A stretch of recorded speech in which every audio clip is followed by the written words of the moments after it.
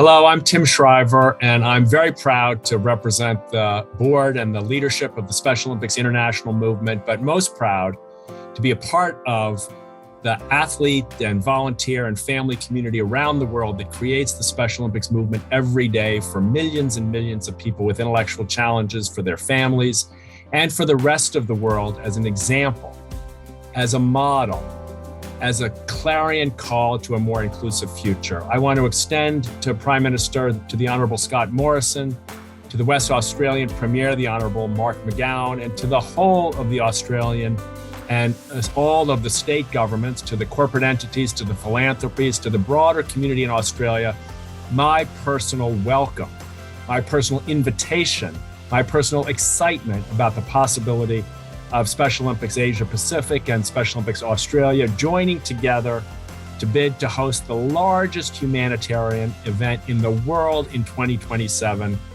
the Special Olympics World Summer Games. All of you in Australia know the power of this movement. You know from your own athletes the urgency of inclusion, the urgency of creating a culture of welcome for people with intellectual and developmental challenges from the cradle to the grave. You know how important it is for our schools and our sports clubs, for our employers and our housing infrastructure to all be places where people are welcome. Nothing will make this message more clear, more powerfully understood, and more generally welcomed than the World Summer Games. I've been lucky enough to attend Special Olympics World Summer Games for most of my life. I promise that they will change your life.